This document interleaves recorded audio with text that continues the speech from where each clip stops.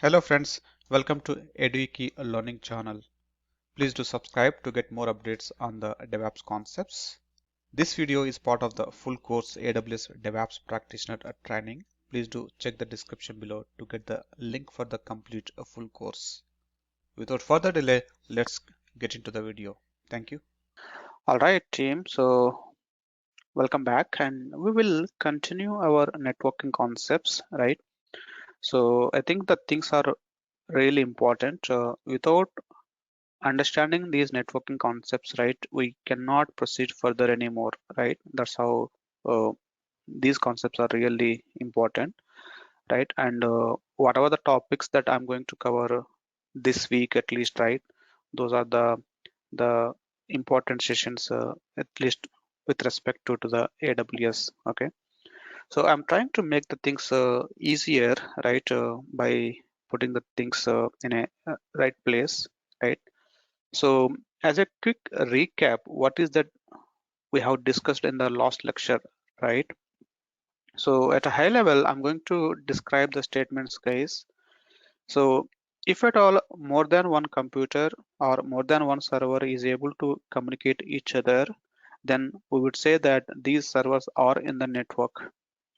By default, the servers which are in the same network can be communicated each other.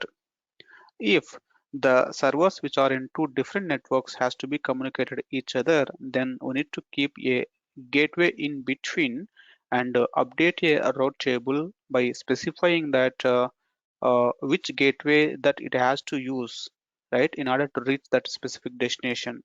Based on the route table entries, which we call it as a routing rules, right, the specific server will be right, understanding the network path that it has to use, especially when there are multiple network paths are identified by that particular server to reach the destinations.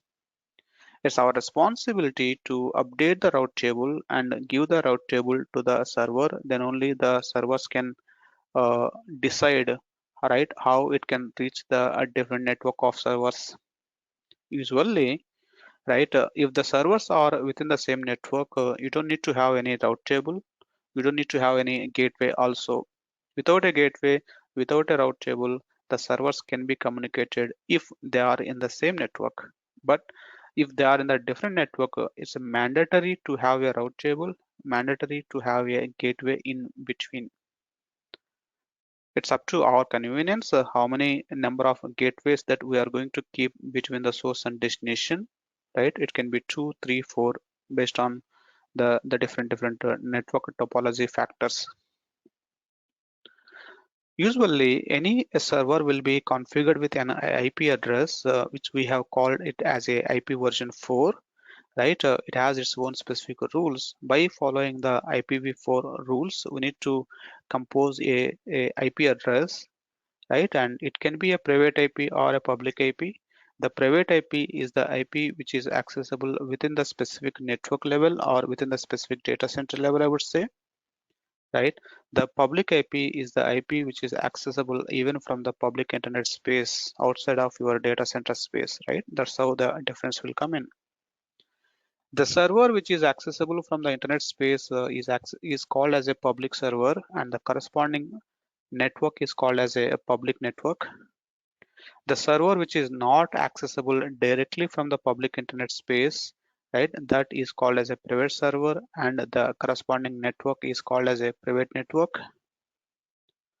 In general, the private servers are more secured because the servers are not accessible by the public internet people, just like that, right? But the public servers are less secured compared to the private servers because the servers are exposed to the internet and the people can try to, right, log in or access your server from the internet space. The IP addresses, right, are actually categorized it into a, class B, class C kind of, right, and usually that is notated like a CADR, right, like slash 16/24/8, whatever it is. right?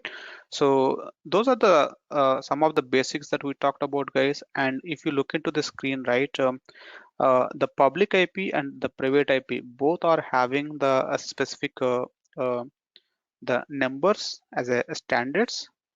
And you see here that any public IP that start with 1 to 126, right, that is class A, 128 onwards class B, 192 onwards class C. You see some standards here. We really need not to worry about these standards, guys, just for information, because we should have some basics, right? So I'm telling, but we don't need to worry about all these different best practices that the organizations are announced, because sometimes we may follow the best practice, sometimes we may not follow the best practice. Based on the requirements, we will be going and doing the things. But yeah, the private IP has its own range. The public IP also has its own range based on the standards.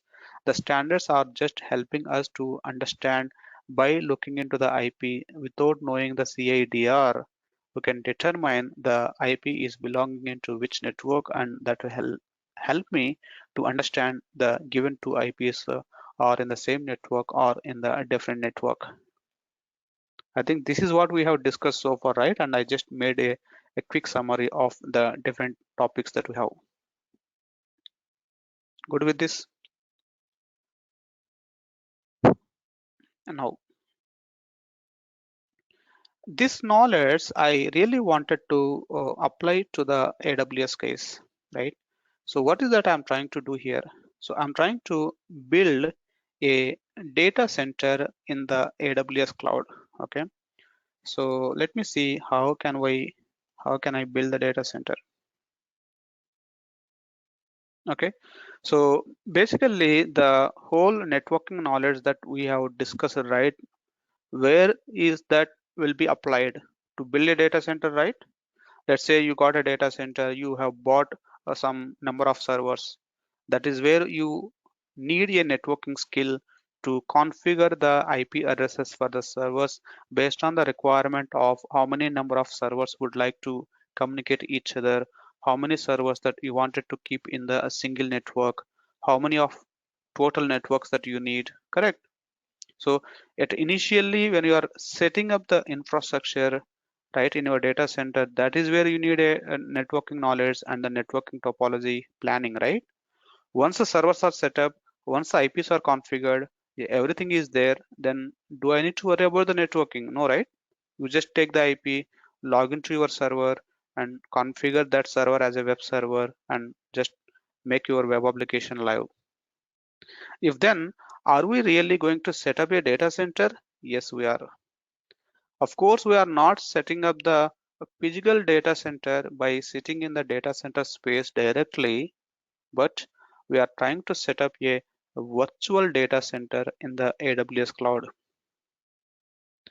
AWS is the infrastructure as a provider. AWS is actually managing the whole physical data centers in their respective regions in the form of a availability zones. But AWS is giving the flexibility for our customers to build our own logical data center based on our requirement.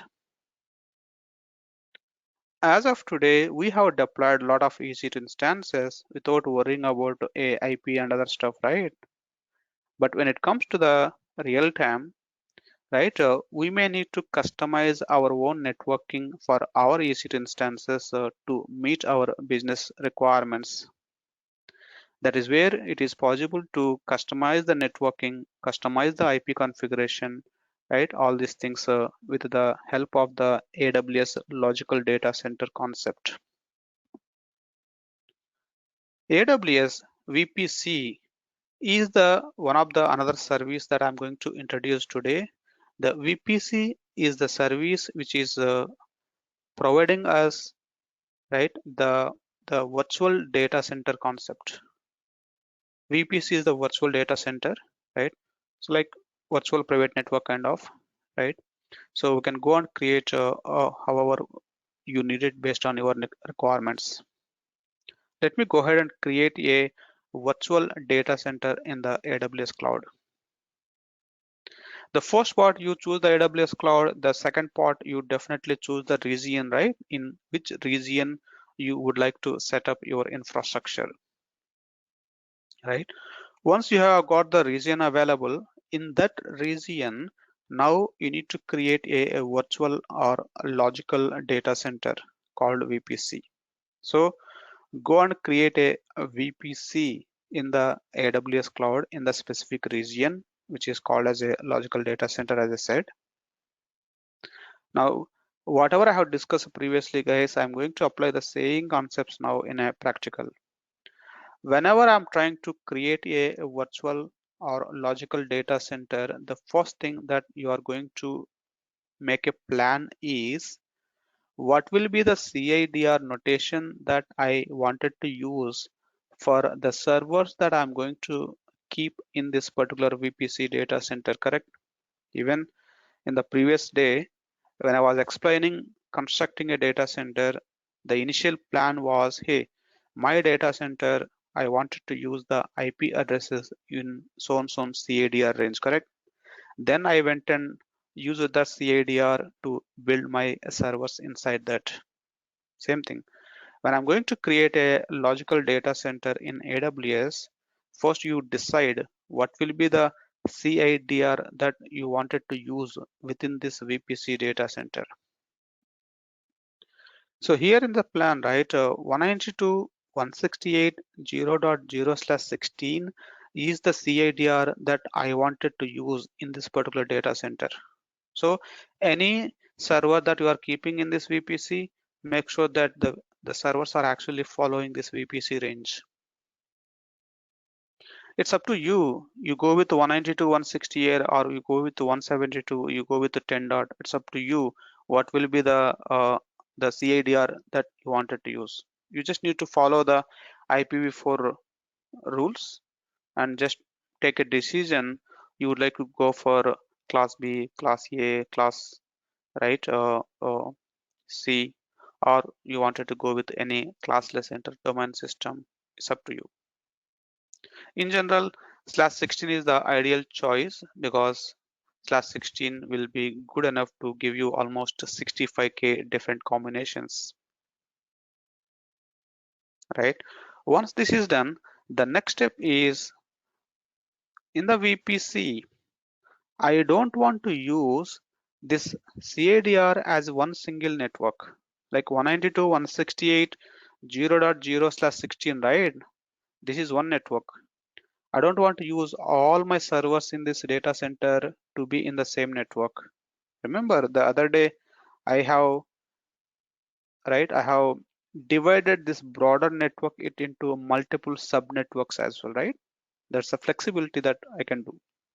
So here also inside the VPC, now I'm going to create a multiple sub networks, right? And you see here I'm creating one particular sub network, subnet.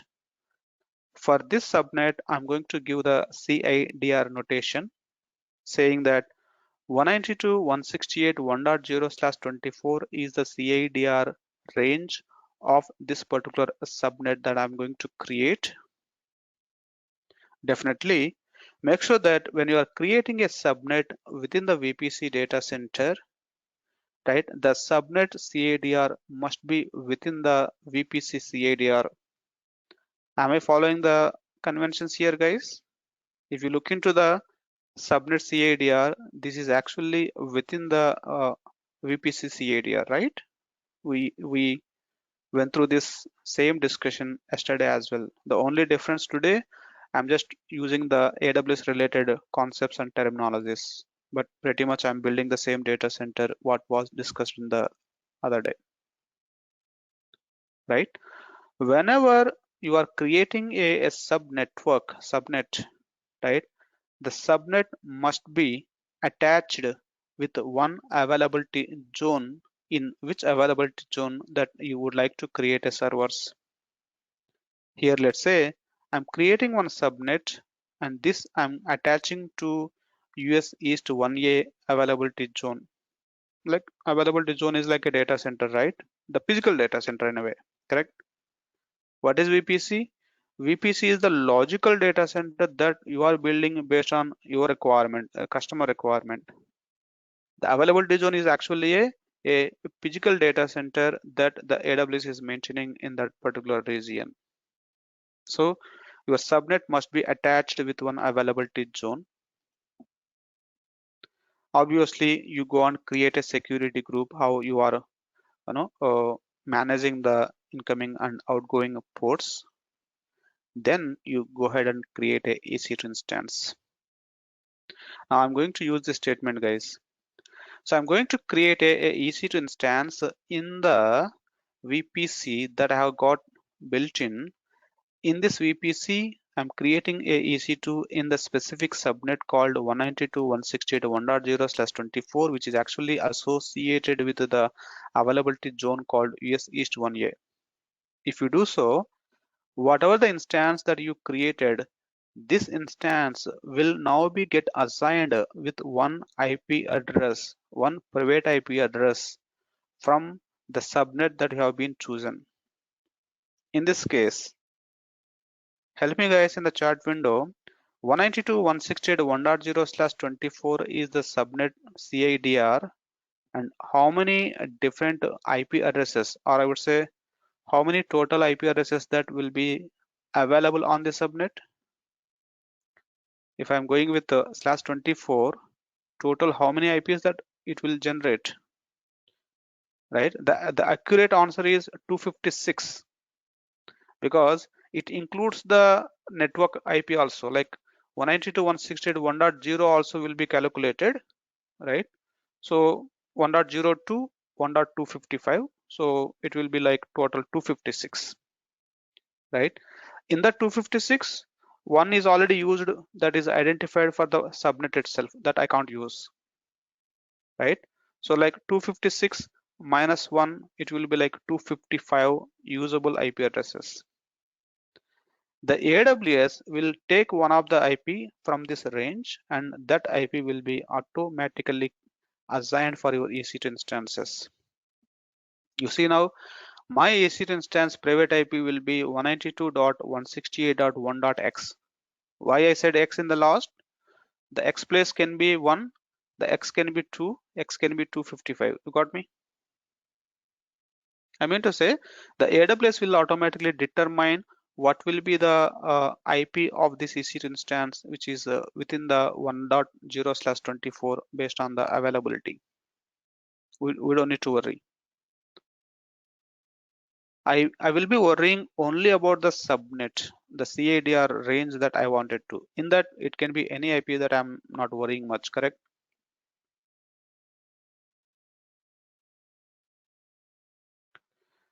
Now, so as of now, this particular EC2 instance, I'm going to call it as a private server, isn't it? The EC2 instance that I just created, can I call this as a private server? Why? This instance is currently assigned with one private IP address. This private IP address will be accessible within the data center. In this case, what does it mean by within the data center, guys? This EC2 instance IP will be accessible within the VPC, correct? In this case, VPC is my data center, a logical data center that I'm constructing in my AWS.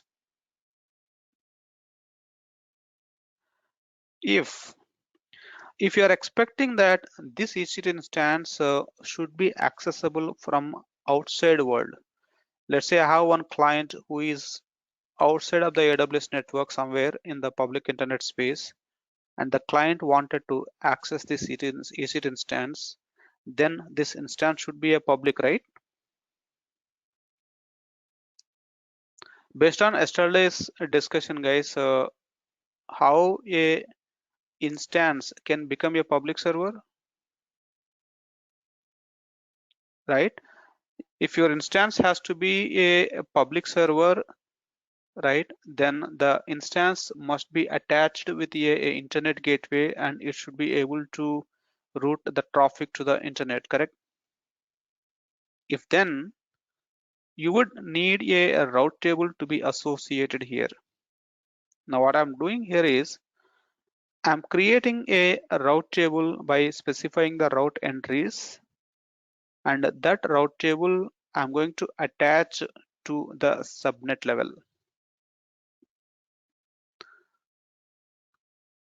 Technically speaking, a route table has to be given to the server's case, correct? Even if you look back my yesterday session, right, the route tables were given to the server so that the server will decide how it has to route the traffic, correct? But when it comes to the AWS, you create a route table and give this route table to the subnet. You attach this to the subnet so that AWS ensure that this route table will be used by all the EC2 instances within the subnet. Getting me? In this 1.0 subnet, I can create multiple EC2 instances, right? Currently, there is one server as per my presentation. I can create one more server, one more server, one more server. Theoretically, how many EC2 instances that I can create in this 192.168.1.0/24? Practically, there will be a different number. Theoretically, it will be 255, right? Because each server will get one IP, right? So I can go with 255 theoretically again. Practically, it will be a different number. I'll definitely talk about that. But as of now, like total 256 IPs, one IP is already taken by the network purpose. The remaining, I have some IPs. And as and when you go and create a server, it will get one IP and you'll get that many number of servers, right? So all the EC2 instances that are created in this subnet will be using the same route table. That's the concept. You cannot, right? You cannot have a different route table to different servers belonging into the same network.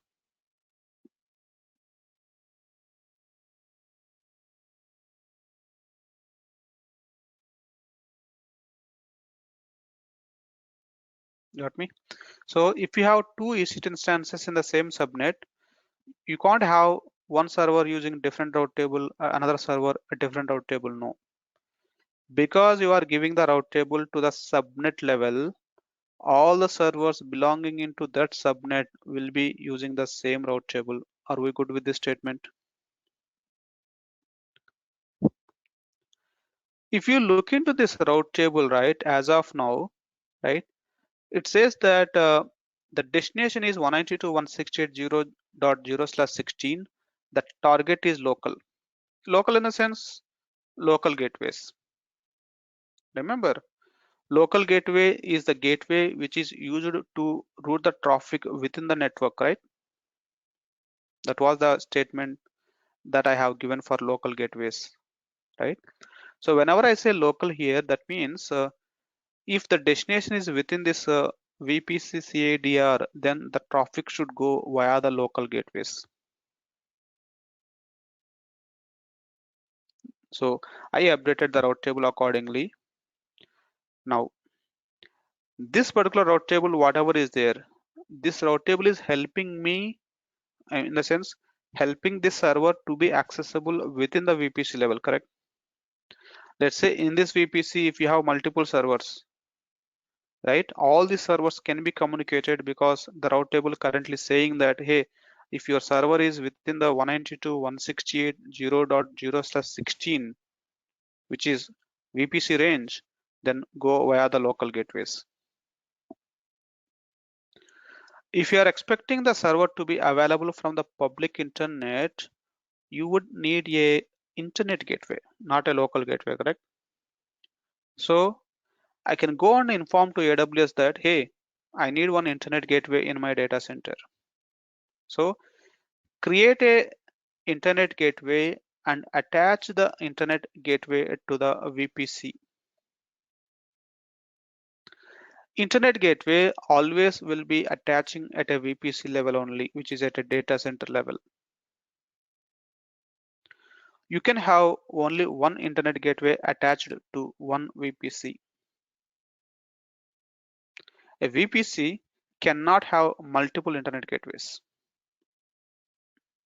That means one VPC can have only one internet gateway, and that internet gateway will help us to have the internet connectivity to that particular VPC data center.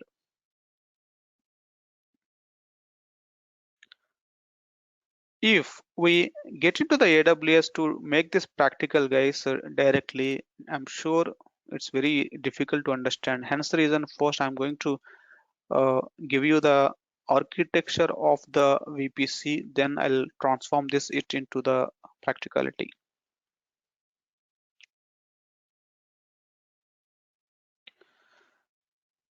Whenever there is an internet gateway created and attached to the VPC data center is not mean that this internet gateway will be in use by all of your servers.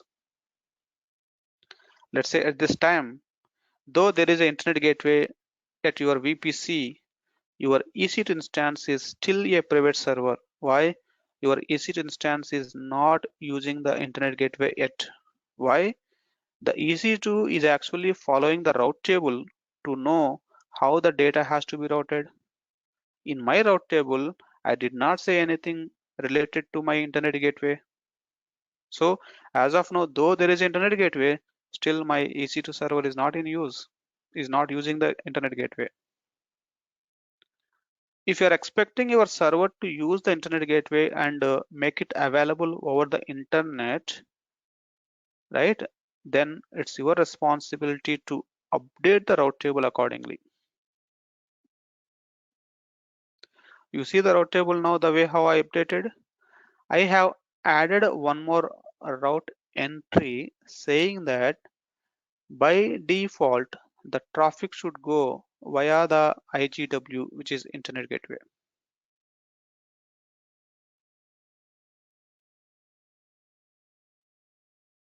Now tell me guys, now this EC2 instance can use the internet gateway, yes or no? Right? Why? The EC2 will look into the route table. The route table says that if the destination is not within the 192.168.0.0, then the traffic should go via the internet gateway, because wherever you see all zeros, that is the default choice. If any of above entries are not matching, then your EC2 instance can use the internet gateway and can connect it to the internet.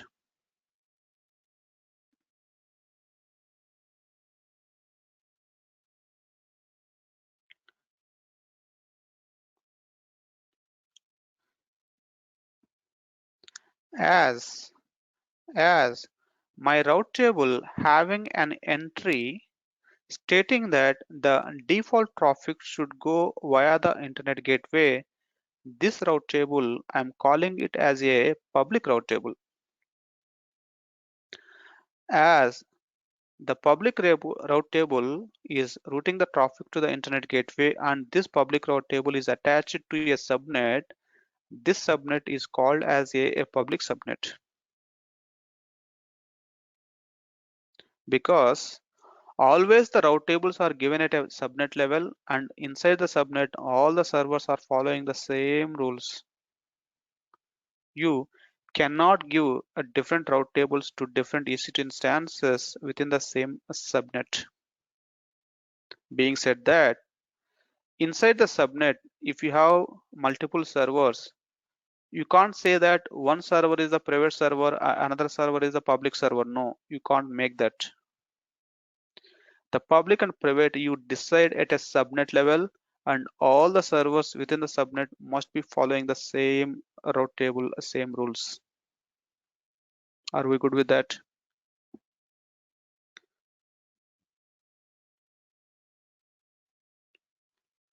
In this case, let's say I have some user who is outside of my AWS, somewhere in the public internet, right? This public user wanted to access my EC2 server. Tell me guys, with this information, whatever I have shown you so far, do you think the public user from public internet, the people can access your EC2 server?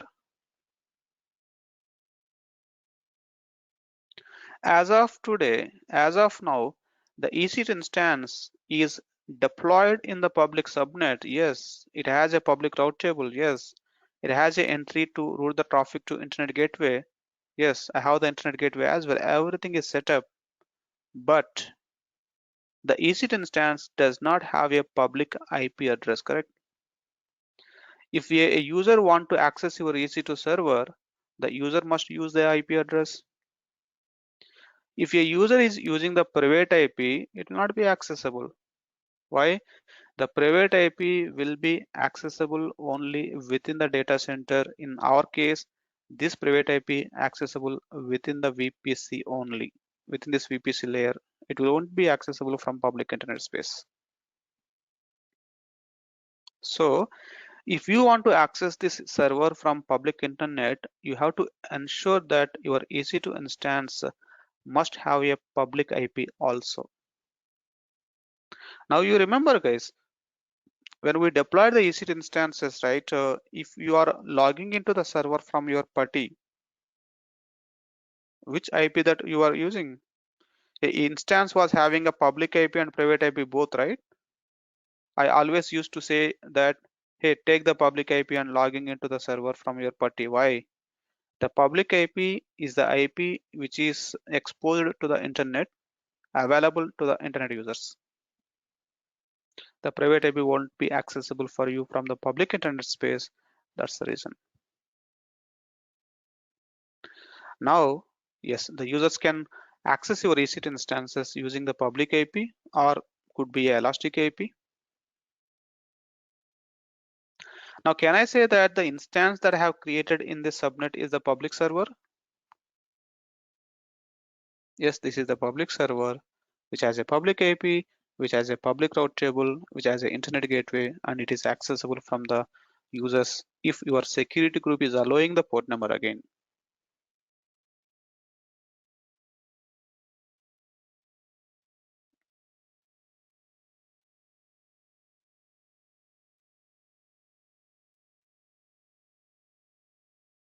Similarly, right? So your VPC has 192.168.0.0/16. That is the broader network. We can divide that network into multiple sub networks as well, right? And one of the sub network is 192.168.1.0/24. The same way, we can create a one more subnet as well, and that subnet will have its own CIDR. Here I'm using 192.168.2.0/24 as the CIDR range for my second subnet. This subnet is again associated with one of the availability zone. You see 1B is the one availability zone. It could be 1B or 1C, 1D, it's up to you guys. Or it can be 1A as well, right? The subnet has to be associated with a zone, in which zone that you are expecting the servers to be created. It's up to you which zone that you wanted to choose. Zone is like actual physical data center in the AWS cloud. If you look into this, right, 1A is one physical data center, 1B is the another physical data center from the geographical perspective, but you are making one single logical data center which is containing the servers from 1A zone and servers from 1B zone also. Pretty much all the physical zones, you are making it into one single logical data center, the way how it's flexible for your business needs. As usual, go and create a security group and go and create a EC2 instances. Now it's up to you how you wanted to deploy the servers in that particular subnet.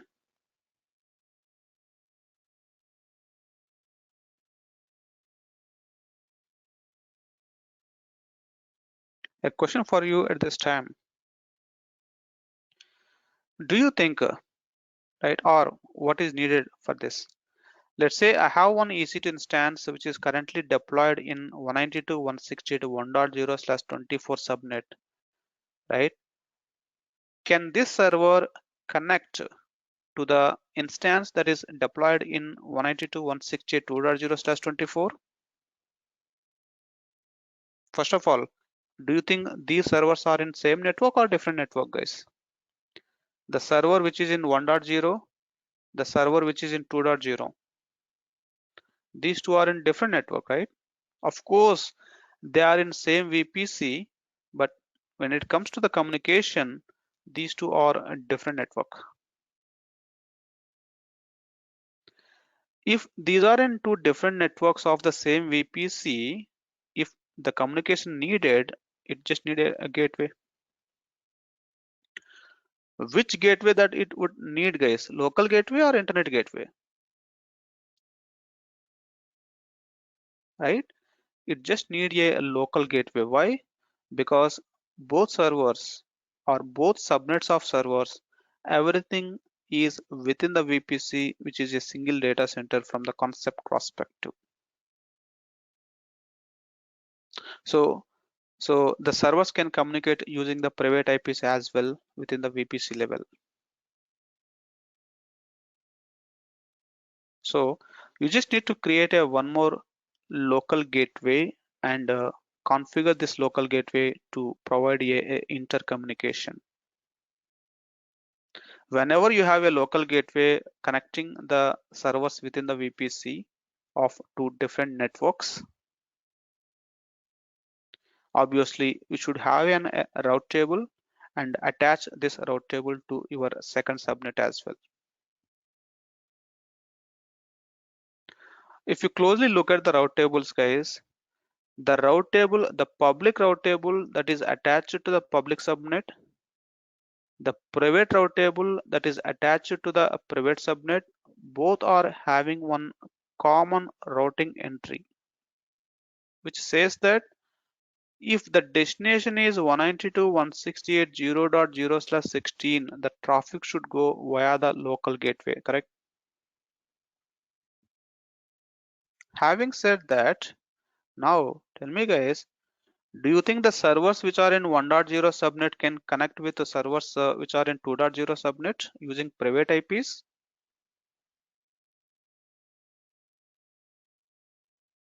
Definitely yes. How the communication go? The communication go through via the local gateways.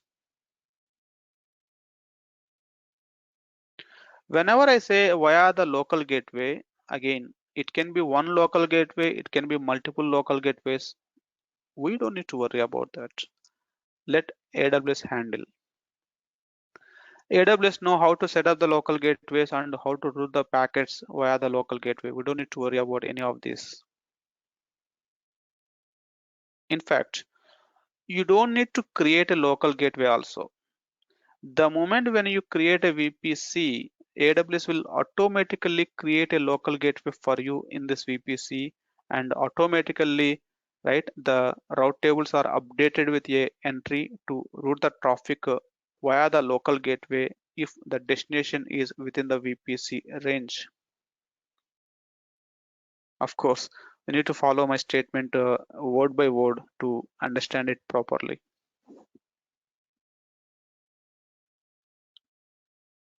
So having said that, can I use this statement, guys?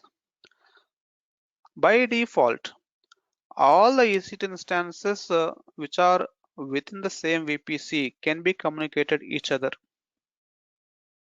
Forget about the EC2 instances are in single subnet or in multiple subnets. I'm not worrying about it now.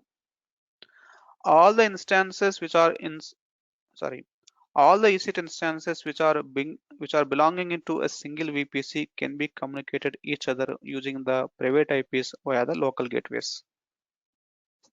Yes. So here also you can see one is in 1.0 subnet, the other one is in 2.0 subnet. I'm not really worrying about the subnet now. Why? Every subnet has a route table that says that the traffic should go via the local gateway because the destination is updated with the VPC CADR. That is what is more important here, right? If the server is in 1.0 or it is in 2.0, either the case, both are actually falling under the broader network called 192.168.0.0/16 only, right? That's the reason. So all the EC2 instances right, within the VPC can be communicated each other using the local gateways.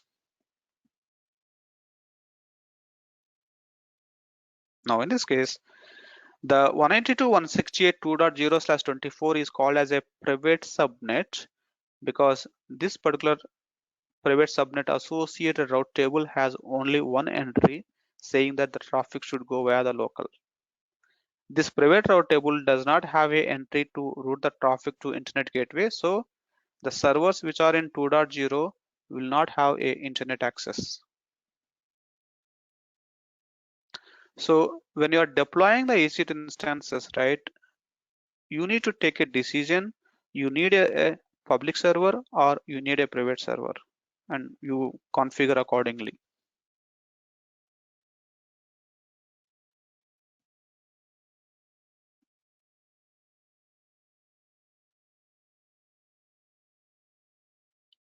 That means whenever the internet gateway is given to the VPC is not mean that that internet gateway will be used by all the servers, no, right? So whether the EC2 instance can access the internet or not is all depending on the associated route table entries only. If your route table has an entry to route the traffic to internet gateway, then only your servers can access internet gateway or else no.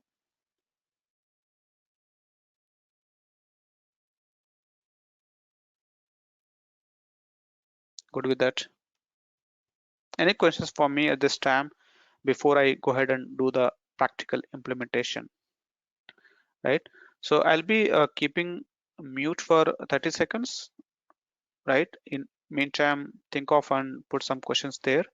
If not, I'll get into the practical implementation, guys. I'll be on mute for 30 seconds. Perfect, right? For now, yes, the private EC2 instance, which is in the private subnet, will have only one private IP, will not be having a public IP.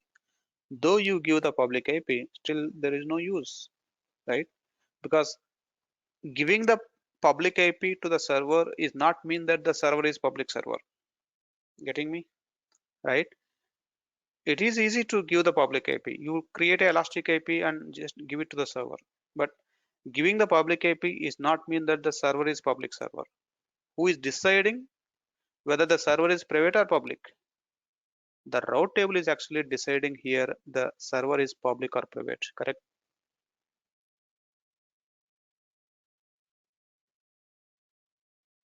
Well, being said that, now let me get into the practical and we'll see a few other missing items. Okay. So whatever you see in the screen, everything I'm going to implement it now in AWS. You may be having a question that why do we need to have a public server and private server? There is a requirement that comes in, especially the security part. Just to give you one hint, right? We will never ever use public servers in the real time. We always use the private servers only in the real time because the private servers are secured. I don't want to give the private servers accessible by the public internet directly, which will be not a good idea, right? So that's the reason you should understand these concepts. We'll see how to create a public server and the private servers as well in the AWS now.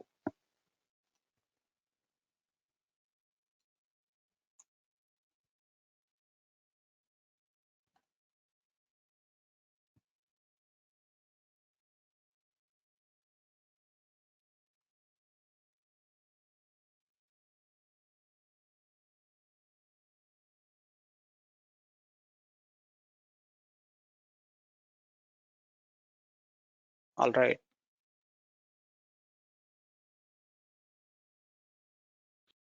So in AWS console, right? So search for a service called VPC. You can see the VPC here. Click on that.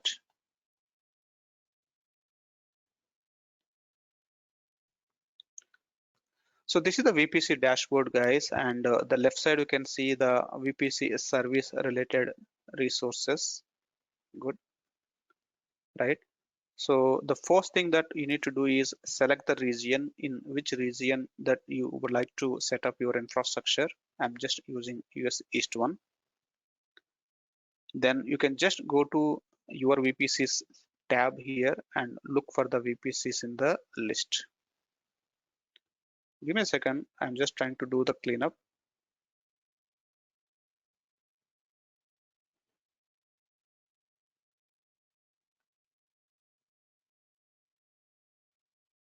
Well, so if you come to this, right, there is one VPC already there. You see here the VPC ID and the VPC state, and the VPC is in the which CADR. That means what? Already there is one VPC created in this region for you with one specific CADR notation. The VPC that you see here, right, that is called as a default VPC. You see here default VPC says yes. That means this is the default VPC. This default VPC already has a default route table. This VPC already has a default subnets. If you go into subnet tab here, you see that already there are some subnets. If you go into the route table tab, you see that already there is a route table. If you get into the internet gateway, you see that already there is internet gateway. That means if I come back to this architecture, guys, if you want to create a EC2 server, right, you need a VPC, you need a subnet, you need a route table, you need an internet gateway, correct? Pretty much we need all of this. So your region is already having a VPC, route table, subnet, everything for you, right? Without a VPC, it's not possible to create a server, right? This is not optional, it's a mandate. But how come we were able to create EC2 servers so far without doing any of the VPCs and all? Because by default, every region has a default VPC, default subnet, default route table, default internet gateways. That's the reason whenever you go and create a EC2 instance, right?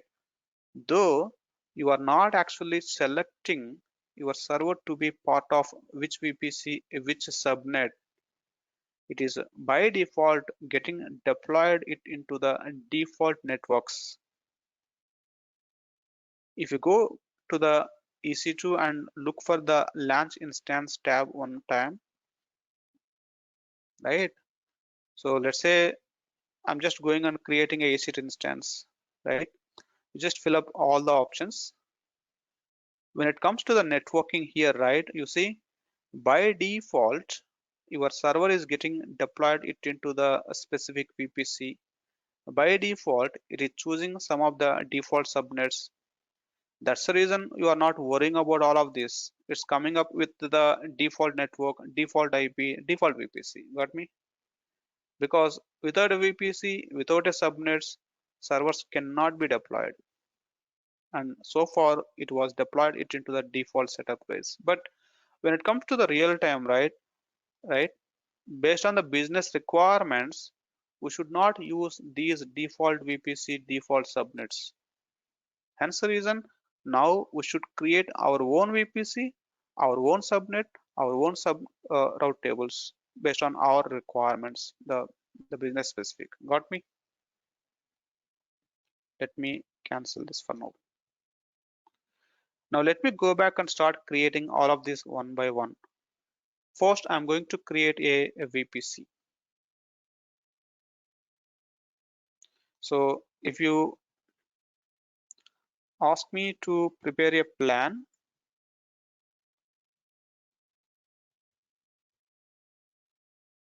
right? So first we need to create a VPC, guys, correct? It's a sequencing steps. I can't go and create a subnet first, then a VPC next, correct? The data center, the VPC has to be created first. And when you are creating a VPC, you need to create a plan. I wanted to create a VPC with 192.168.1. 0.0/16. You just make a plan. Then the second step is you create a subnet, correct? Maybe I wanted to create a private subnet and I wanted to create a public subnet. You decide the network ranges. The private subnet I wanted to have 192.168.1.0/24. The public subnet I wanted to have maybe 2.0/24. Then you create a private route table. Then you create a public route table. This is the plan, guys. It's easy to understand if you have the plan handy. Then you need a internet gateway, correct? These are the resources. Do I need to create a local gateway? No. The local gateway created by default by the AWS for you automatically. I don't need to create it manually. When you are actually creating a private subnets or any subnet, right? You need to attach this to a zone. Let's say any server that I'm creating it in the 1.0, I want the server to be created in a 1A zone. Any server that I wanted to create it under the 2.0 subnet, I want that to be in 1B zone. That's how you create a plan. Then accordingly, you go and do the implementation, guys. If this is the private route table, I wanted to have, right, the the the traffic, right? If the destination is 192.168.0.0/16, then the traffic should go via the local gateway, correct? If you are creating a public route table, most of the things are I'm getting repeated, guys. That's where you'll get more clarity. If this is the public subnet route table, along with this local routing, you should be having a one more entry which is called as a default gateway entry. That's where you say that the traffic should go via the internet gateways, correct? This is the plan. Let me go and implement it. The first step is create a VPC. I'll just go to click on create a VPC tab here and just click on I want to create a VPC only. If you go with VPC and more, in the single screen, you can create a VPC, you can create a subnets, you can create all these things. I don't want. I want to create only the VPC here. Give the VPC name. I'll say DPT11 VPC01. You know what? I'll say this is the web VPC01. Maybe I wanted to deploy one web server in this VPC. I'm just giving any name. And now you define the IP address range. 192.168.0.0/16 is my range. Come down. Here you can see that the IPv6 case.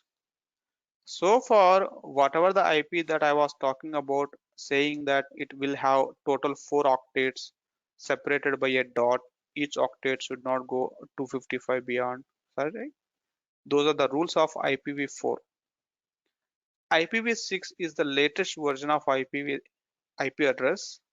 IPv6 also has its own rules, how it has to be. We are not using IPv6 so far anywhere, so you don't need to worry and just say, hey, I don't want to use IPv6. That's good enough. Now just come down and click on create a VPC. So you don't need to worry about the tenancy.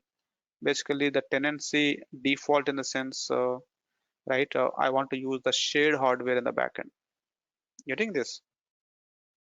When you are creating a EC2 server, right, which is the virtual server, behind the screen in AWS data center, there will be a big physical server. It will be get divided among multiple customers, right? Yes, I'm okay for that.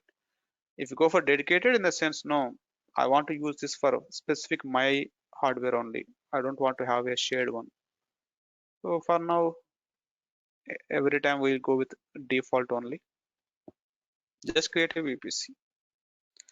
When the VPC is created, you can see the VPC ID, VPC name, and the VPC properties here.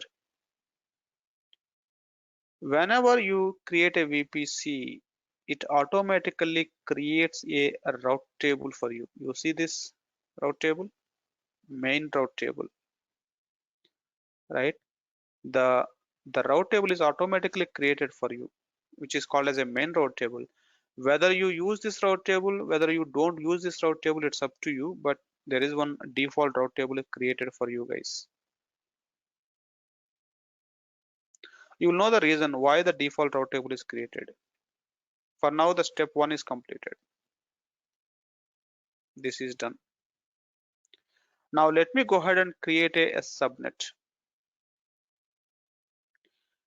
You just remember the VPC ID, the ID that is ending with C5. That is the VPC that I created, right? Now go to subnet tab here. Already there are 6 subnets which are called as a default subnets created in the default VPC. Now let me create my own subnet. Select the VPC from the drop down in which VPC that you wanted to create a subnet. In my case, web VPC 01. Scroll down. You see the VPC CIDR here. Now fill up this form to create a subnet. Subnet name. Let's say this is my private subnet. Private subnet 01. You see now the availability zone. We have to choose the availability zone from the drop down. Whenever you are deploying the EC2 server in this subnet, the server should be get created in which zone. That is something that we can choose here. Let's say I'll go with the 1A zone. Specify the CIDR block of your VPC that is automatically taken. Now you define your subnet. 192.168.1.0/24 is my subnet. You see here in the bracket, guys, in here you will get total 256 IPs. Good to know. Because I'm using /24, you get 256 IPs from this. That's it. You come on create a subnet. A question for you at this time. Am I creating a public subnet or private subnet?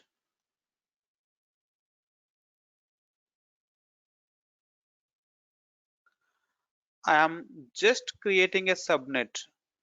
Whether this will be a public or this will be a private will be decided later based on the route table, correct? As of now, I'm just creating a subnet with this particular range that I wanted to, right? This is not a public, this is not a private, this is just a subnet, guys. Later, I wanted to make this subnet as a private subnet. That is my plan. That is the reason I'm using this naming convention, saying that this should be a private subnet. Hope you are getting me. But at this time, I'm not deciding whether it is a public or a private. My plan is this subnet I wanted to use as a private in the later sections. That's the reason, just for best practice, in the name I'm just using this, but I'm not deciding at this time itself. That will be decided later.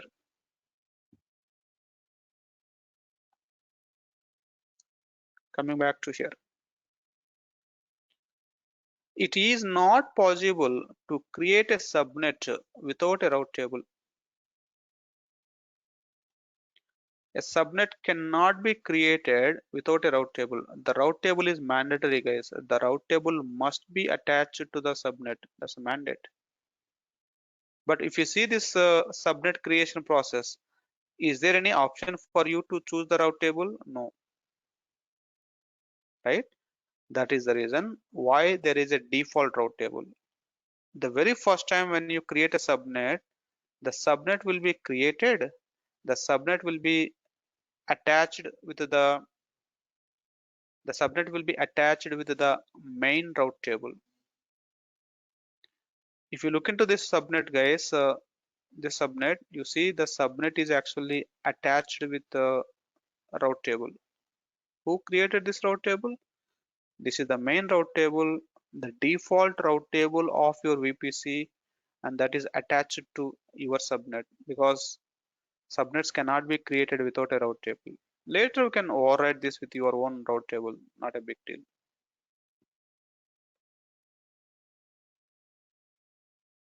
Let me go and create a one more subnet for now.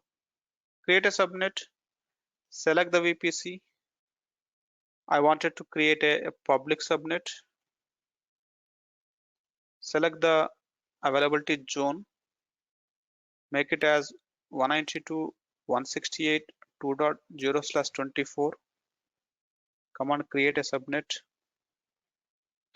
This subnet also attached with a specific default route table. Now, if I come to my plan, I'm done with creating a subnet that I wanted to use as a private later. I'm done with creating a subnet that I wanted to use as a public in the later. Now, to make this as a public or private, we need a route table, right? Let me go and create a route tables now. Go to route table section here.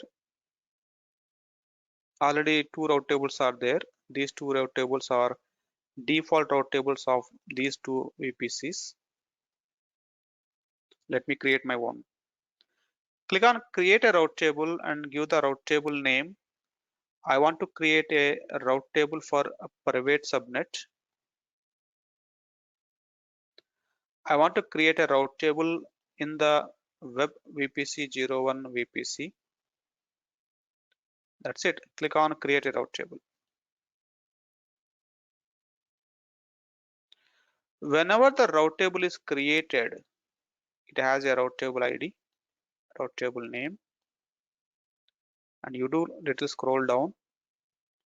You see this, guys, the route section by default, right? By default, the route table has a route entry stating that the traffic should go via the local gateways if the destination is within the VPC range. So all the route tables, whatever you create, has this entry by default, guys. That's the reason I was using the statement. All the EC2 instances belonging into the single VPC can be communicated each other. Why? All the route tables are having this entry. So by default, your servers will go via the local gateway if your server is within the VPC range, correct? You don't need to create it as well. It's coming by default for every route table.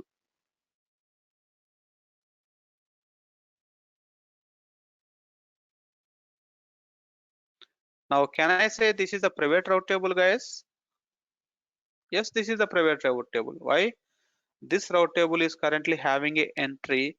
The entry says that the traffic should go via the local gateway if the destination is within the VPC. I don't need to do any changes to this route, correct? This is what I'm expecting. I got this information by default.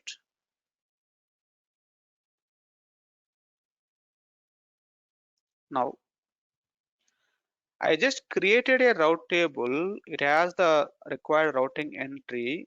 Good. But who should use this route table? Correct. That is where we need to go to the subnet association section here and tell that which subnet should use this route table. As of now, there are no subnets.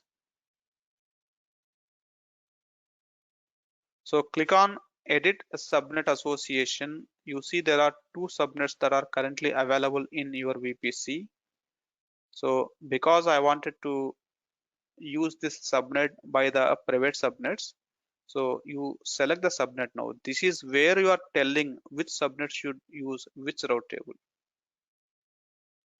I'm selecting the subnet, click on save association. I'm using only this one, guys, which I wanted to make as a private subnet, that I'm selecting. save association. So now onwards, right, you see, any instances that you are creating in this subnet, those instances will be using this route table, will be using these routes, and will be going with this information to route the packets. Any questions to me? As of now, I just have created a private route table, and this private route table is attached to the private subnet. Same way, now let me create a public route table and attach this to the public subnet. I mean to say to subnet which you wanted to make it as a public. Create a route table. Let's say this is a public route table. Select the VPC from the drop down. Click on create. You see, this route table also has got the route entry by default, saying that the traffic should go via the local gateways. Good. In the subnet association, you go to edit and use the public subnet now. Click on save. Now, do you think this is the public subnet, guys, at this time? As of now, no, because this subnet has only one entry saying go via the local. There is no entry talking about the default gateway, right? Now I need to add that entry.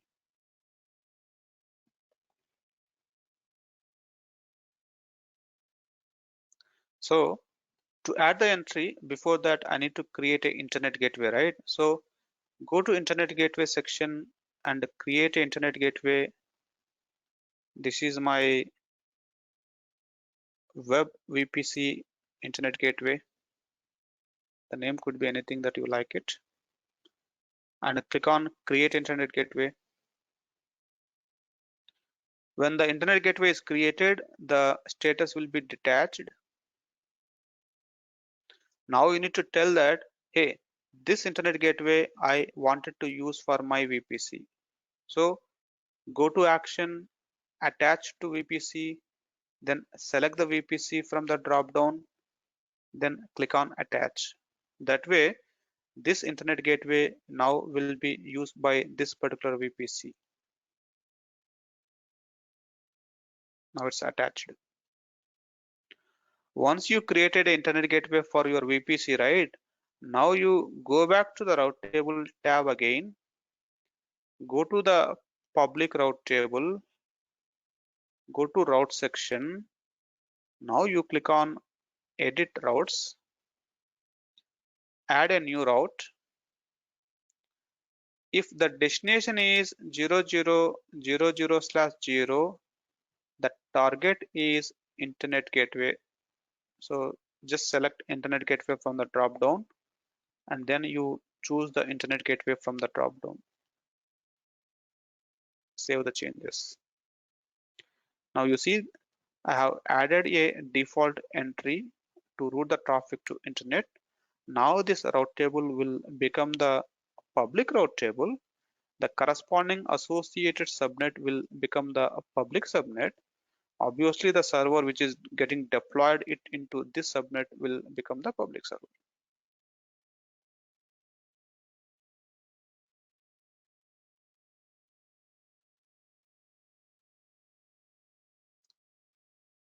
Right. So the private route table that I have here, this is my private route table. It has only one entry. Whenever this private route table is trying to connect it to someone where that destination is not in this VPC range, the communication will not happen. That's it. There is no rule that every route table should have a default route table. No. If it is not matching, the communication will not happen. If it is matching, it will use that routing, right, to route the traffic.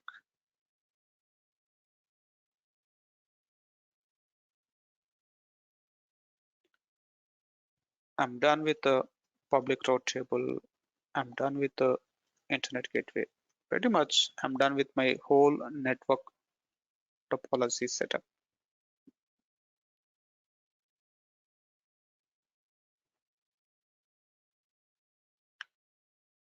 Right?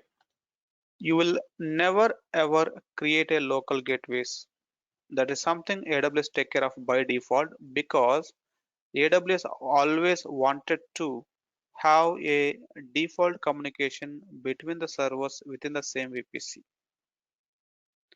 Because the communication is possible between the like within the VPC, AWS itself will take care of creating a local gateways. AWS itself will take care of adding this entry by default for all the route tables. So we are not managing that at all. We don't need to. That's the reason my statement is all the servers within the same VPC can be communicated each other via the private IPs using local gateways.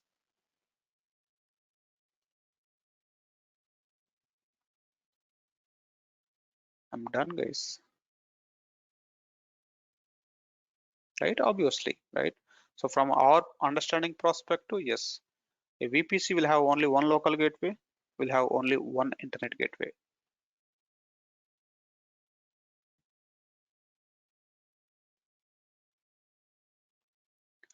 Now the time to go and create a EC2 server. You see, I don't have any servers in my account. Let me go ahead and create a instance. Launch instance.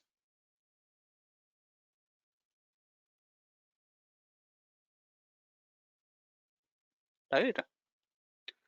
So I wanted to create a web server. Let me do little scroll down. As usual, go and choose your AIMI, choose your instance type, choose your key pair. Now you come to the network settings.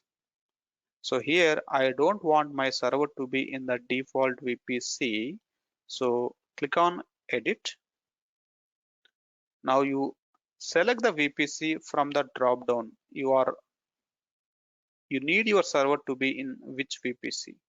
Select the web VPC, the one which I just have created. Now it will show you the subnets that you created in that VPC. You see how two subnets. If you need a private server, you select the private subnet. If you need a public server, you select the public subnet. Let's say I want to deploy a public server now.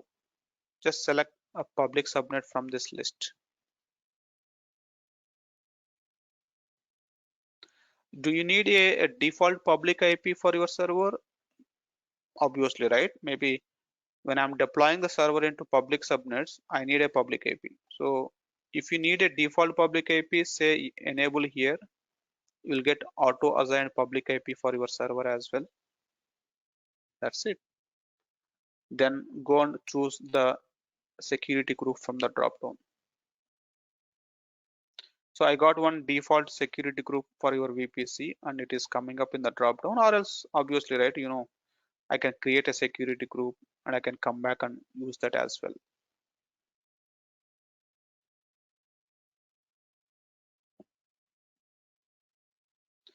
If I go back to the security group concept,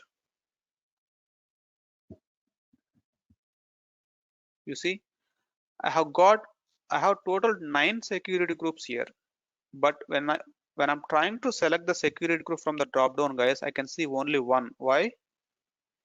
The security groups are binded to the specific VPC level. You can't use the security group of a different VPC to here. That's the reason. Even at the time of you are creating a security group, we already did it previously, but I'm showing one more time. You see, at the time of creating a security group, there is an option here. You want to create a security group in which VPC. So If you are creating a security group in web VPC, then you can use this security group only within this VPC, not in a different VPC, guys. That's how it works, right? So create a security group in your VPC, then choose that security group from the drop down when you are creating the EC2 instances.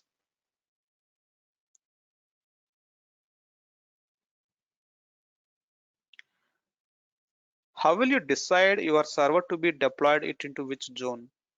Let's say I want my server in 1A zone or 1B zone, 1C zone. Where do you select that, guys? Whenever you select the subnet, that takes care of a lot of things. Whenever you choose the subnet, that will tell your server will be a public or private, because the subnet is actually attached with your route table. The route table has a route entries. The route entry has a default entry, which is telling the traffic can go via the internet gateway or not, right? That's the whole backend story. So you can choose the subnet here. The subnet is attached to which zone your server also will be get deployed it into that particular zone only. In this case, this subnet is attached with 1B availability zone. So obviously your server will now be get created in the 1B availability zone only. A EC2 instance cannot be selected it into multiple subnets. No way. Here you can see the drop down. Either you choose private or public. That means a instance can be deployed it into only one subnet. A instance cannot be deployed it into multiple subnets at the same time. No, no way. So one server will have only one subnet. One subnet can have only one route table. One route table can have only its associated route entries. A server cannot be having a multiple subnets. A subnet cannot have multiple route tables also.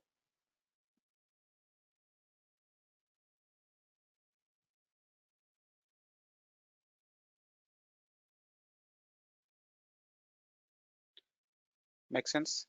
So one subnet will have only one route table. It will not be having multiple route tables. So with that, just select the details and just go for launch instances.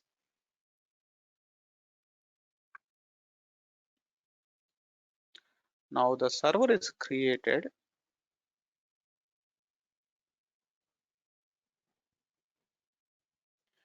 If you closely look into the server, guys, you see now the server has got a private IP. Now you see the IP information. It has got 192.168.2 series, right? Based on the subnet ID that you given for your subnet, it is automatically consider one IP in that particular subnet. Good. And it has given you one public IP. Good. If your security group is allowing the port number 22, then your server should be accessible from outside. Let's say I wanted to allow SSH traffic from anywhere.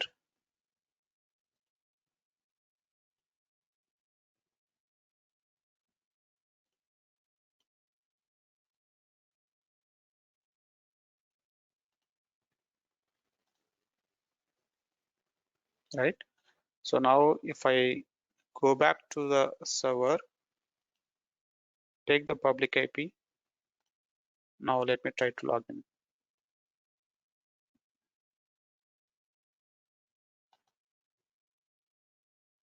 Here you go. Now your server is accessible. Now you provide your username, password, and you log into the server. So I deployed my EC2 instance in the customized my own VPC, and I decided what should be the private IP of my server here. Of course, you are not deciding the whole IP, but you are deciding the subnet of your private, right? And one of the IP will be taken into that particular subnet. Public IP you can't decide. That's based on the availability. AWS will give it for you. But the private IP subnet I'm able to plan myself.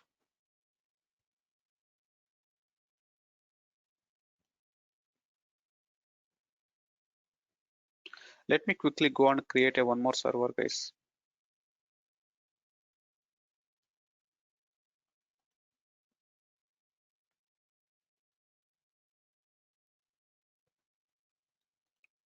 I'm creating a one more server now, and I'll just use the AMI instance type, the key pair from the drop down, edit the networking, select the VPC from the drop down. Now select the subnet. You see that I'm trying to use the private subnet here. If you closely look at this information, guys, it is telling that, hey, in this subnet, there are 251 IPs are available. You see the 251? What is the theoretical answer, guys? Sometime back we were talking about, right? This is the 192.168.1.0/24. That means it has total 256 IPs. In that, one is already taken care. It will be 255.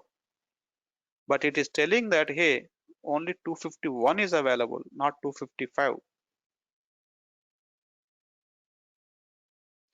Even if you come to this particular discussion, guys, you see, maybe not this one here. There will be one IP for your server. There will be one IP for your network. There will be one IP for your gateway. There is another IP for another gateway. There is another IP for your internet gateway, correct? Your gateways also containing some IPs, right? You see, in this case, 1.0 is for network purpose. 1.1 is actually used by your gateways. This 1.1 IP I can't use for my server, right? Because that is being utilized by your gateway itself. Like that, even in AWS, right? The AWS has to maintain a local gateway, right? AWS has to maintain a internet gateway as well. So your local gateway, your internet gateway, all these also will be consuming some private IPs. That's the reason you cannot have the total 255 IPs available for you. Some IPs will be used internally by the AWS, and hence the reason you will get only 251, guys. The remaining 5 IPs will be used internally. Are we good with this?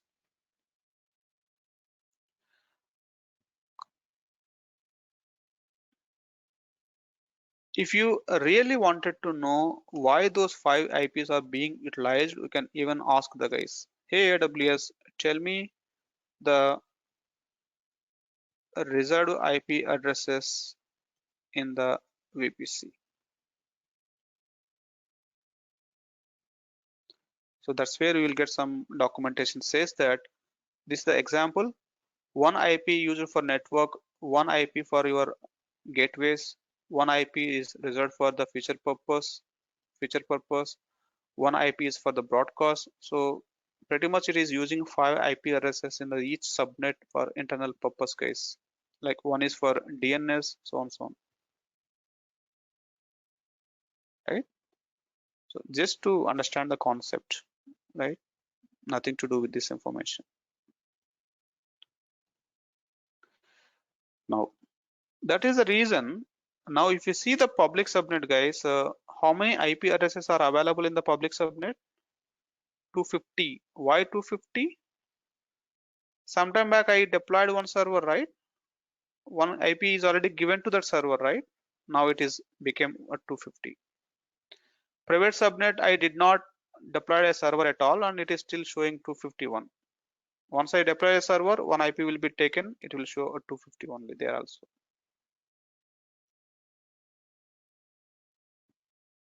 Not for internet gateway. That one IP I used for my server. Sometime I created a server.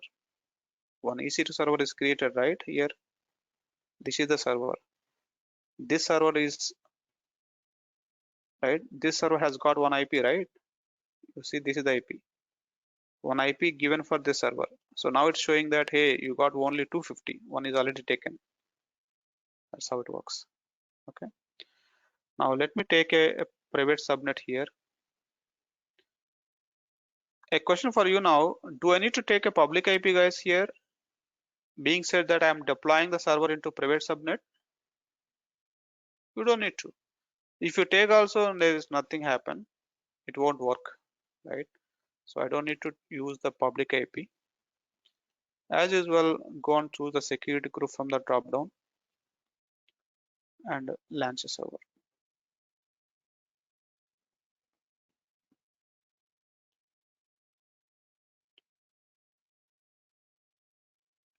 Now you see that I just have created a server, and you see that the private IP is 192.168.1. series, and it don't need a public IP, and I'm not getting public IP also. Now this server will be used by using this particular IP address. This is called as a private server now. So I have got total 2 servers with me. One is a public server, one is a private server.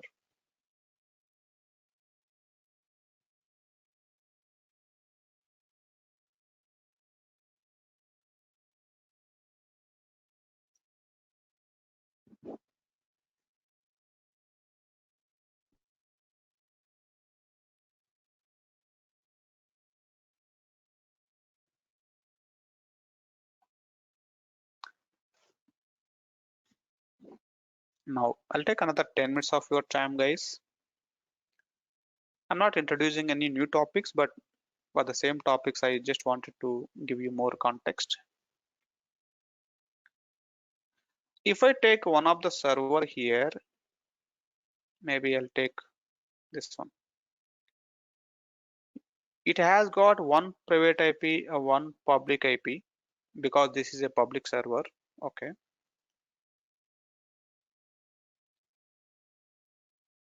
So as of now, I'm telling that, hey, the IP address is actually configured for a server, or IP is given to the server, right? Even your laptop also will have a IP address. Your mobile also has a IP address when it comes to the internet world. Maybe a quick question for you at this time, just for brainstorming.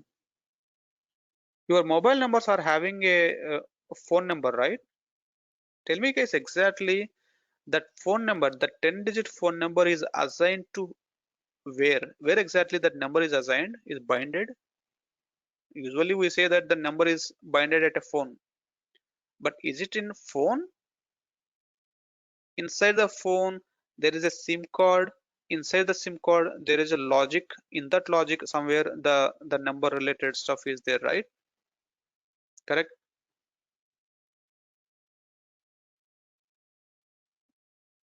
Right? Not a home, not at a high level. We will say that the number is assigned to a phone, right? But not exactly to the phone. Inside the phone, there is a SIM card. That is the actual logic. That's where the number will be binded. The similar way, whenever I say that the IP is given to the server, it is not exactly to the server, guys. What will happen behind the screen, right? Whenever you create a EC2 server, your EC2 server will be binded with one network interface card. So there will be a network interface card. This network interface card will be attached to the EC2 server, right? And this network interface card is actually assigned with the IP address.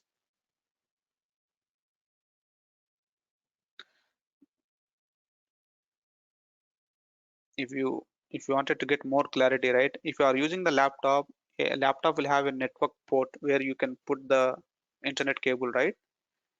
That is the port which is exactly assigned with the IP address, not at a laptop level. No, wherever you are putting that cable to your laptop, right? That is the port assigned with the IP address for identification purpose. What is that port? That is called as a network port, and you can also call it as a network interface card, network adapter in a way.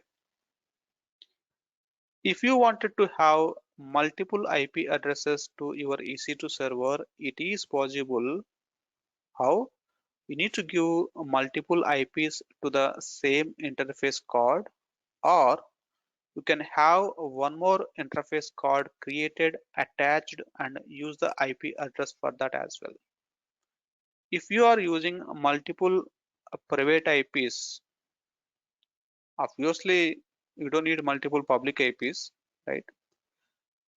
If you want, you can use it as well. Whenever you have multiple IPs to the server, you can use the multiple IPs at a specific interface, or we can have multiple interfaces. It's up to you. That's how we can have multiple IPs. When you have multiple IPs to the same server, you can access the server using any IP that you like it. Because at the end of the day, whichever the IP that you use, it is going to the same server only via this particular network card.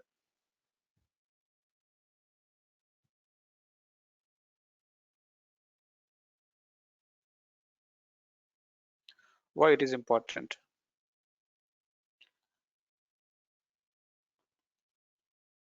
If you come back to the EC2 dashboard here and just do a little scroll down at the left side, somewhere you can see a network interfaces tab here.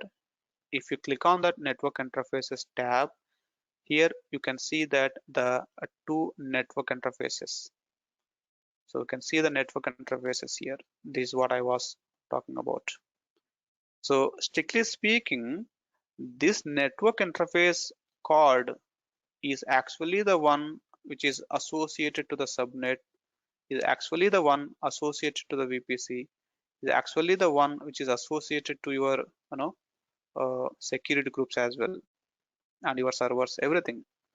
Pretty much this network interface card is the one which is doing the whole network related job.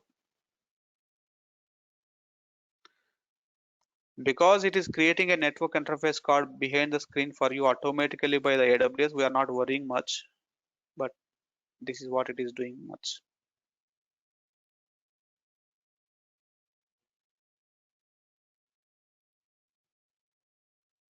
You see, I have got two EC2 servers, right? Each EC2 server has its own network interface card automatically created. You see, guys, one has only the private IP, the other one has a private IP as well as the public IP, correct? Why?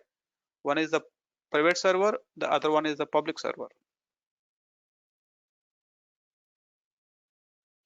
If you need a multiple IPs to the same server, select the network interface card of your server, go to action, manage IP addresses, right? And yeah, you see assign new IP, assign new IP, right? So allow this, save it.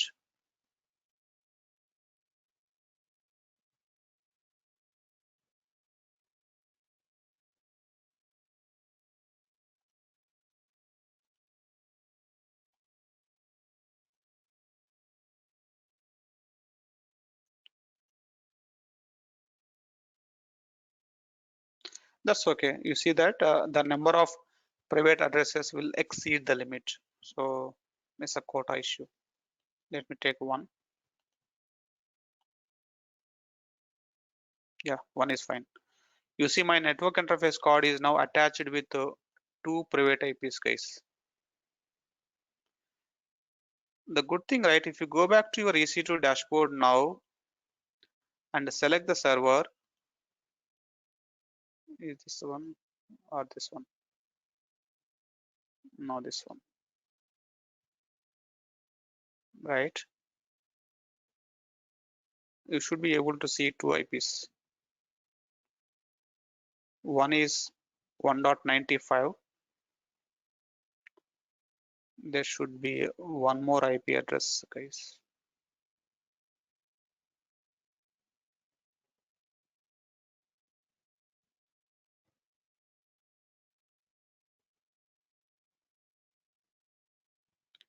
Yeah, you should be able to see one more IP. So it has two IPs. Okay.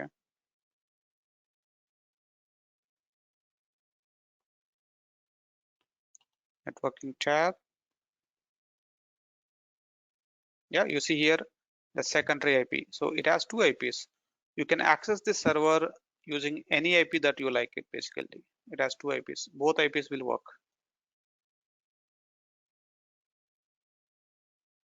In this case, I given the multiple IPs to the same interface card, right? And that is populated here.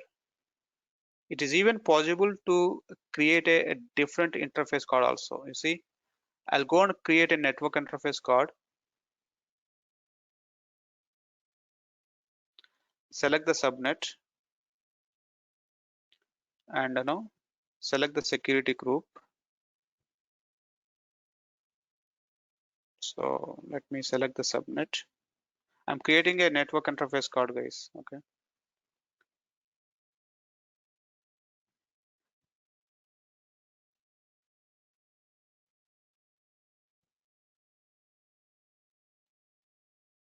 Select the security group. Make sure that everything is in the same VPC. Create a new interface card. Now you have got a one more new interface card.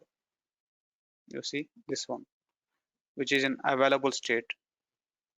You select the interface card and you attach this to the server now.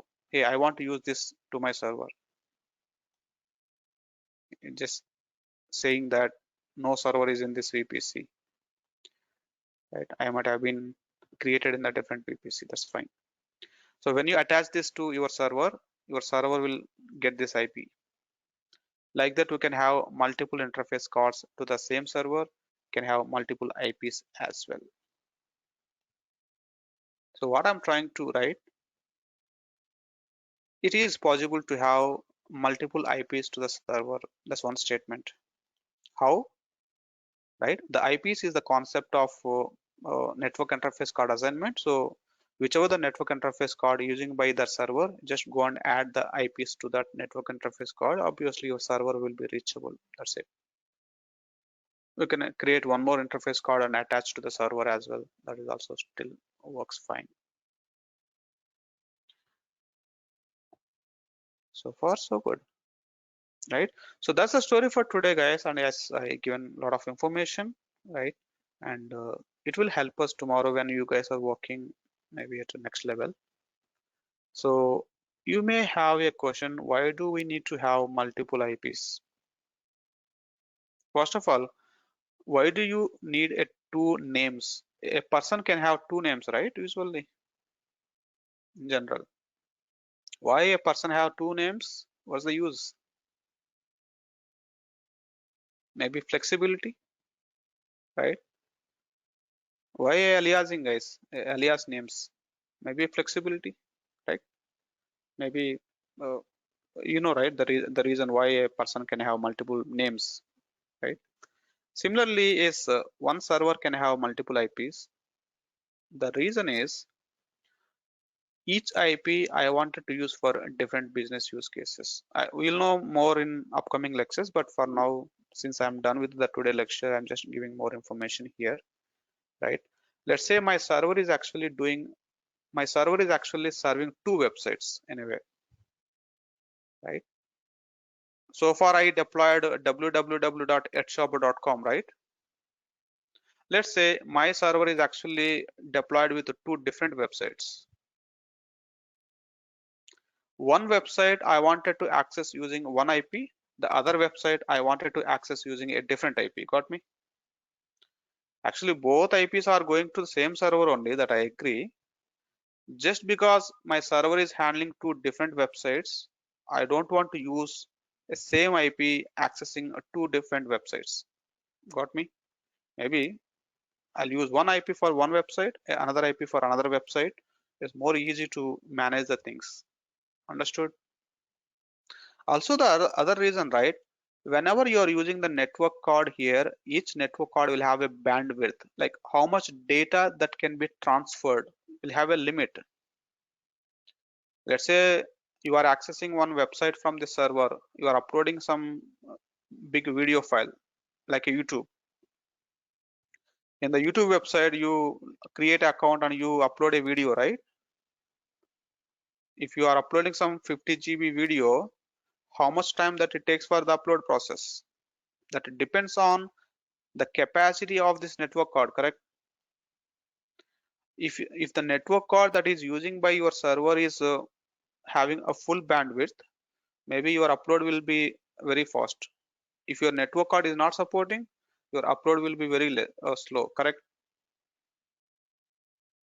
So if you are using one interface card for multiple websites of your, if your server is handling multiple websites, let me put it that way, using one network interface card will make the things slow, because all website requests coming into the same network card and your server has to handle the network level, there will be a slowness. Rather, maybe I'll use two network cards with two different IPs.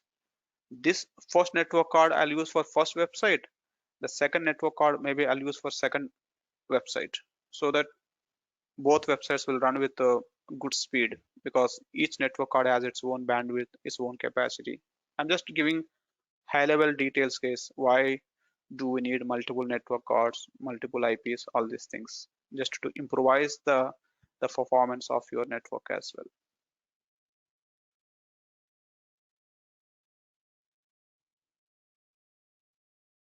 Right? So this is good enough information for now, guys, right? And we'll get to know the more use cases later on, right? And definitely having more IPs, nothing to do with security. As long as your server is private server, you are good. And you manage the security from the security group level, whether you allow the port, whether you don't allow the port, you handle all of these things at a security group level. Just because I have two IPs, nothing to do with security here, right? How are you accessing the IP is a matter. If you control the way of accessing the IP, you are good, right? Hi, this is Santosh here. Yes. Yeah, thank you for this wonderful session. Out of curiosity, I have a question. Can we migrate an instance from uh, one VPC to another? Yes, why not? You can. Okay. Now the So time we for need you to, yeah, to, yeah, now the time for you to think of the use cases from the concept, right? okay. Mhm. In order to migrate a server from one VPC to another VPC, all what I do is, maybe let's say this is currently in one VPC. I wanted it in a different VPC. I just simply take the AMI copy of this instance. Once the image is ready, then I'll go and click on launch instance, select the AMI that we have taken some time back. This time, when you're deploying the server, right, you deploy it in a different VPC. That's it. That's how you can do the migration, guys. Got me? Okay. Thank you. Yeah. Take the AMI, then create a new server in the a new VPC. That's the only way to do the VPC to a VPC migration. But we need to maintain the similar network architecture as well in the new VPC, right? It's up to you how you want it to, right? Okay. So if your Okay. question is how to migrate from one VPC to another VPC, yes, this is the way. In the destination VPC, what will be your CIDR, what will be your IP range, it's up to you how you want it to manage. Anything would be fine. Okay. Excellent. Thank you. Thank you. Right. So I'm embedding a lot of information, guys, in this series. It will help you definitely while you are working in real time. Like the thought process will help you guys. Okay, that's the reason. Thank you. Sir, this public server we have access through PuTTY, right? So how can we access the private servers? Like, Yeah, that is what is the something way of we'll deal in tomorrow lecture. So tomorrow we'll talk about how to access the private server, how to make my private server to be configurable a website, and how to access the website from the private server. We'll deal all of this. Okay, thank you. Thank you. Well, team. So if any questions, do let me know, or else we are good for today.